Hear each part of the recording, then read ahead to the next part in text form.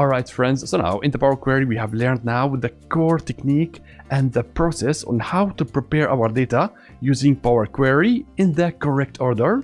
But now we have to talk about something really important, how to deal with the Power Query in real projects, because we have to get organized.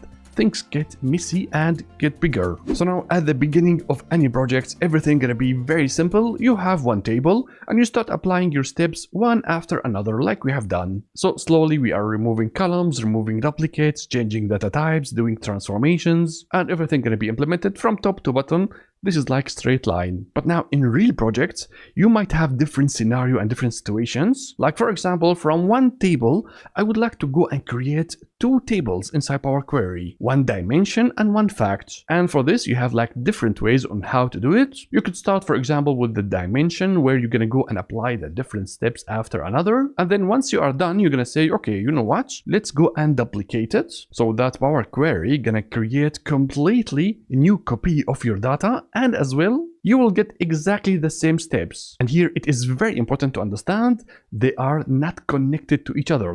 They are completely isolated after you copy the table. And now what you're going to do, you might go and remove a few steps and start adding new steps and transformations for the fact. So this is what we call in Power Query copying the query. So completely isolated, and as well very important to understand, if you do any changes in one query, it will not affect the other query, completely disconnected. Now this is not really nice because you might notice immediately that there are a lot of steps that are actually overlapping, and if you decide later to change one of them, then you have to do it twice. So it's gonna be really hard to maintain the same steps. Now there is a clearer way on how to do this, where we're gonna say, okay, those preparation steps that are the same in between those two queries, we're gonna put them in one query. So this is gonna be the base query, and after that we branch into two new queries, one for the dimension and one for the fact. So now by looking to this, that means all the generic transformations and steps gonna be at the first base query, and only if something specific for the dimension, it's gonna go to the dimension query. Same things for the fact. So now of course the question is, how are we gonna implement this? We will not use copy. Instead, we're going to use a reference. So we're going to create two references from the base query, one for dimension and one for fact. And now here comes the magic. If I do any changes in the base query, it's going to go and affect both of the dimension and the fact. So with that, I don't have to do things twice. And this is something that we use a lot in projects. We prepare the data in core tables. So this is going to be like an intermediate result for us. And for the final output, we start branching using references. So this is one use case for the reference. There is another one that is very common. Now, even if we have only one query, one table, we could use the help of the reference. Like for example, over the time, things grow and your project is going to get a lot of requirements and you will be adding step after another. And over the time, you're going to have like a really long list of steps. So this is going to be big query and going to be really hard to manage. Now, in order to make things more easier for us, we organize things like this. We start splitting group of steps into multiple queries, like we have done in the process, right? Like the first one for the raw data, the next query gonna include only cleanup activities, then after that transformations, maybe combining and reshaping. So this gonna looks like exactly our process, right? So instead of putting everything together, we're gonna have multiple queries and they will be chained by using a reference between two tables. So this is going to be easier and we have some separation of concerns. And now you might say, okay, nice for the reference, but when we're going to use the copy? Well, we usually use it in order to test new ideas and new steps. Sometimes you're going to have like query with a lot of steps and you are afraid to change anything. So what we do, we copy the query and start doing the changes and test whether everything going to be fine. And if everything is okay, we're going to go and delete it and then go back to the original and start doing the implementation. So we use it in order to reduce the risk of doing something wrong with the original query. And one last thing, you have to understand both of the copy and the reference, they are not creating physically new data. So that means if you go and create like multiple copies or references in Power BI, you still have the data only once. So that means if you are making different copies, don't worry about the size of the Power BI project. The only way to have the data twice if you load it twice. So if you connect the same data again, you will get it twice inside Power BI. Okay, so that's it. Now let's go to Power Query and try those stuff. Right, so now back to our query, the sales flat table By the way, make sure that everything is saved. Now we're going to go and create few new queries. You might destroy things. So now this time I'm going to go to the left side to the queries and go and right click to any of those queries. And here you're going to see all the options. So we have copy paste. Actually, it is the same as duplicates. And we have as well the reference. Now let's try first. I'm going to say the duplicate. Now we have a third query, the sales flat table, the copy. And if you check the right side, you're going to find exactly the same steps. But as you understood, they are completely disconnected from each other. So that means now if I go back to the original one, the sales flat table, and I start like changing things, like for example, I'm going to go and remove the reorder columns. So with this now, the last step is expanded categories. Now, if I go to my new sales flat table query, you're going to see that we still have the reordered columns. So that means the changes that I have done to the first table is not reflected in the copy. Again, completely isolated. So this is exactly how the copy works. Now let's go and recall it copy. And now let's go and try the reference, right? So right click on the sales flat table and click on reference. I will just go and rename it and say ref.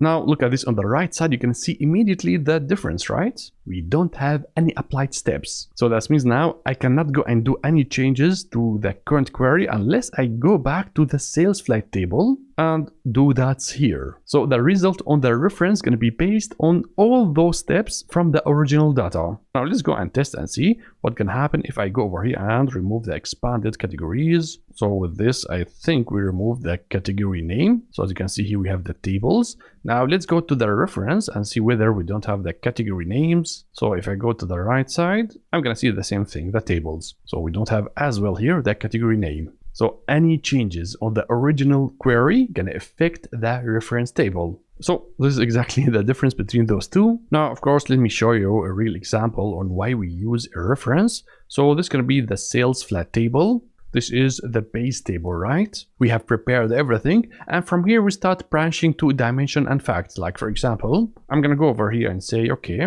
let's create a new reference. And let's say that the product name and the categories, they are really cleaned up informations for a dimension called products. Of course, I can go and create it from the original data, but this looks here very clean. We handled the missing values, the uppercase, lowercase. So actually based on this, I can continue my work. So I'm gonna go over here and say dimension products. And of course, I just need here only two columns, the product name and the categories. So what I can do, I'm gonna go and remove everything else. So delete all those columns and as well the order ID. So look at this, with only few steps, I have created a new dimension that is clean and ready without going through all the steps from the scratch. Now the same thing I can go and create, like for example, a new reference for the fact table. So we're gonna say fact sales. And now the same thing, I might start removing few things, like for example, the category. So remove the column, maybe the categories as well here. So I just leave the informations that I would like to have in the facts. So again, by looking to the right side, we have only like one step without applying all the steps over and over. So with this, I have the base table. So I'm going to go and call it sales base sales. And I have two new nice queries or tables that are cleaned and prepared for the next steps in the data modeling. So now, of course, on the left side, look at this. Things are getting quickly messy, right? So what we can do, we can organize the queries into folders, or we call them here groups. So right click over here and say new group. Like for example, I can use the numbering system for it and say data prep. So now look at this, I have like folders. Now Power Query gonna create everything else in other queries, and I can start like moving things around. So the data preparations is from the base sales and as well the categories. And for the two new queries, I'm gonna go and create a new group.